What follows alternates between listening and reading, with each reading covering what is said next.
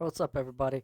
So, welcome to Nine Vibes. What we're going to do is this is going to be one of those short videos where I talk just a little bit about something that I've posted, just to kind of go over it a little bit. A lot of what I post is what I would consider rising above duality, and so that's hard for people to grasp sometimes. So, one of the most popular things on my page is going to be facing your fear in a rabbit hole, and I thought what I would do is explain what this actually means.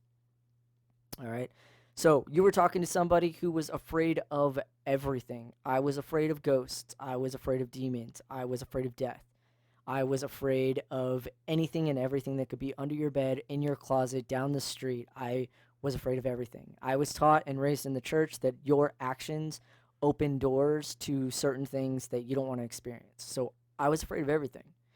And um, and I finally just got to a place where I had to face it. That was it. It was no longer I was dying. I was so afraid of life that I was slowly dying. And ever since I haven't experienced anything in my life that scared me the way the things used to. All right, so let's go ahead and jump into it. Facing your fear in a rabbit hole is basically about using universal law to benefit you, to help you out. Okay, so think of something that you are scared of. Okay, it can be anything. It can be ghosts. It can be your own demons. It could be um, vampires. It could be anything that you are scared of. Just think of something that you're scared of. And now remember that one of the very first hermetic principles after everything is mental is polarity. You have to remember that polarity matters, duality matters. Okay? Everything has an opposite. So it means that if there is a dark, that there is a light. If there is an up, then there is a down. If there is a bright, then there is a dim. Okay? Everything has an opposite. All right? Now that you understand that concept, here's where you create a belief, because a belief is everything. If you don't believe in something, then it's a great concept. Belief is everything. So you have to repeat this numerous times. You have to figure out ways to mold things in your life so that you believe them for you, because that's all that's ever going to matter. All right?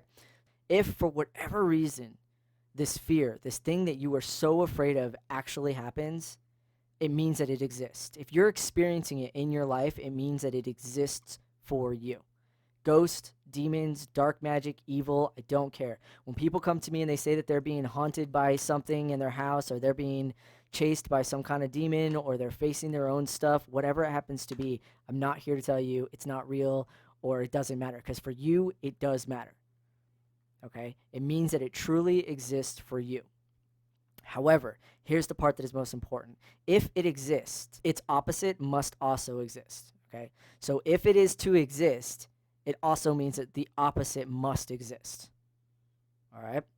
If you have an experience with the dark, you must believe that you can also have an experience with the light. So if you can call the dark into your life, you can also call the light. And I think that's the part that people leave out, and just fear just takes over, and they don't use their mind to think of the fact that logically they got into this situation, and logically you can get out of this situation. Okay, so basically, if it exists, then its opposite must also exist. Okay, and that's what it's trying to tell you. If you have an experience with the dark, you must believe that you can also call forth the light. If you're having an experience with the dark, you can also have an experience with the light. All right, for one does not exist without the other. You have to have light to have darkness. You have to have darkness to have light. And it's not saying that they can't experience outside of each other. It means that they must exist in this relative realm for it to actually be an experience. Okay, if everything was light, if everything was just pure light, then you wouldn't know the difference between what was dim or what wasn't dim, because it's all light. You have to be able to have both to have balance. Okay, and this is the part that people tend to forget about. All right, this isn't spirituality, this is logic. If you are experiencing the darkest that you can possibly imagine in that moment, you need to remember that so too is there an unimaginable light. If you are dealing with the darkest that you can imagine, there is also the brightest that you can imagine. To put it simple, if evil shows up, don't wait for the light, don't look for the light, be the light.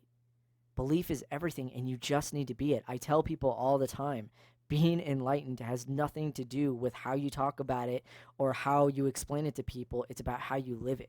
You either are the light or you're not the light. Enlightenment is how you live. So use the universal law of the fact that if one exists for you and you're really afraid of it, that's okay. Just also understand that if the dark exists, so does the light. And it doesn't have to come down from angels. It doesn't have to come down from aliens. It doesn't have to come down from anything. It's inside of you. You can be that light. You're the one that created the things that you're experiencing. And so you're the one who created the back door, which is you, to be able to face it. This is facing your fear in a rabbit hole. Keep your 9 vibes alive. Keep your 9 vibes alive.